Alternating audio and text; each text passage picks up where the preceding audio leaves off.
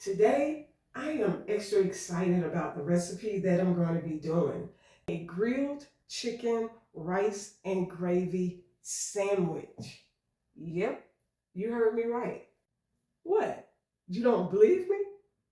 Let's get started. Okay, so I've started with 1 cup of cooked rice that I've allowed to cool down to room temperature, and I've spread it out onto a baking sheet that's lined with parchment paper. After I have it on my baking pan, I'm going to smooth it out into a single layer. And as I do this, I am being very careful not to apply any kind of extra pressure because the goal is just to get it smooth out into one simple layer as I make sure that the edges are nice and tight. Okay, now that I have this done, I want to check to make sure that my thickness is just right. And I'm doing that by using a fork to stick down in there to see where the marking comes up on it. And this at about 1/2 inch is perfect. Now that I have my rice ready, I'm going to cover it with parchment paper and set it to the side until I'm ready to use. Not refrigerate it, just set it for room temp. Okay, next I have my Miss Edna Mae's premium chicken seasoning to get my chicken breast ready. I have 4 pieces of 3/4 inch thick chicken breasts that I'm going to cover generously with the seasoning. And I want to mention that the Miss Edna Mae seasonings are literally handcrafted.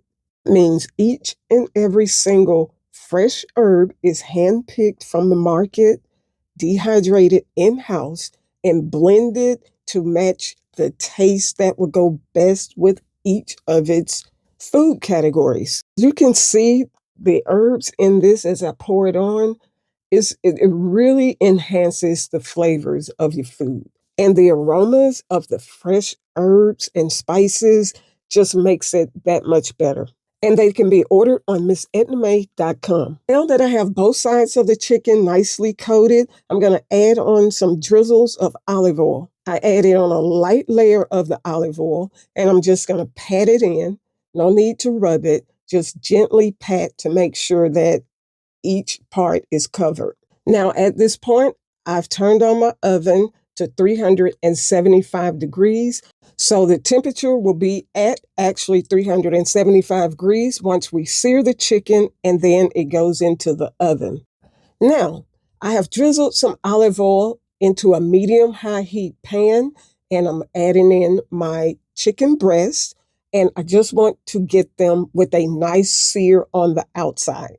This is why I have the heavy coating, because this is going to give it that crisp sear without having to use flour. And that's another great thing about Miss Edna Mae's seasonings.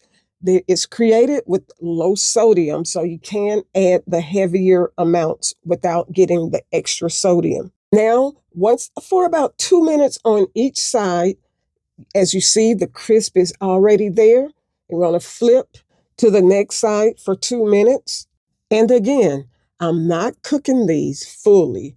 I'm just giving them the nice sear coating on the outside, and they will finish cooking once we place them in the 375-degree oven. So these are ready to come out of the pan. I'm going to put them onto my baking dish. And once you have all of the pieces out and they go into the oven, they need to stay in there for about 10 minutes. And that's if they're about 1/2 inch to 1 inch thick. So now I've got the chicken in the oven and I'm ready to start on the bun. I'm using a Kaiser. Brioche is another option, but you definitely do not want to use just a regular hamburger bun. What I'm doing, I have my cookie cutter and I'm gently carving out the center of the base of the bun. Lightly do this now because we do not want it to go all the way through. So I'm using just enough pressure to create the cutting so I can then lift it up out of there. Once I have the cut in the base of the bread that where I can easily lift it out, and I just gently work it out from around the cut area from the cookie cutter. Once I work the center out of the bun, then I'll place it into the oven for about 5 minutes to lightly toast. Now I'm ready for my rice. It's been sitting at room temperature and had time to get nice and set. I guess technically this is a rice cake. I don't know. But, anyways, we're going to take the cookie cutter and do a cutout. Simply just take it, work it around, and it comes out perfectly just like this. Now, we do want this to go all the way through. And my rice comes out perfectly cut in a round shape. And as you can see, it's staying together perfectly. I'm very happy about that. Now I'm just going to take a piece of parchment paper, put it on a plate, put the rice patty on here, pop it in the microwave for about 20 seconds. I have my bun out of the oven, and I'm just going to place this right into the opening of the bun. Ha!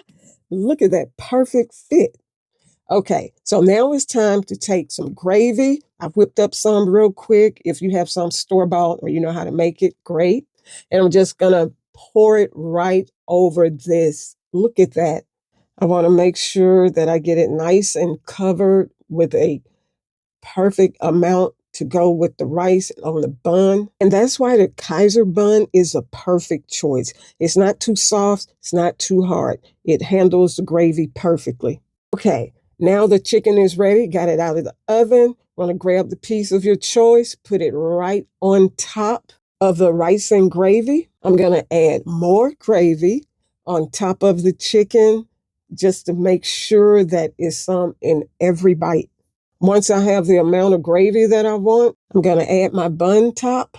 That's a good looking sandwich right there. Now it's time to cut it in half to see what we're working with. I'm excited. Look at the ooze on the gravy. That looks so good. Okay, here we go. Let's see if it comes out the way I imagined. Oh my gosh, even better. Okay, time to taste it.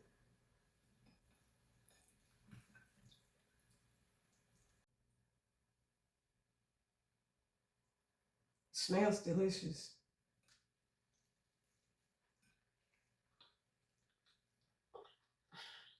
Mmm, this is one for the books, y'all. Wait, I gotta get another bite.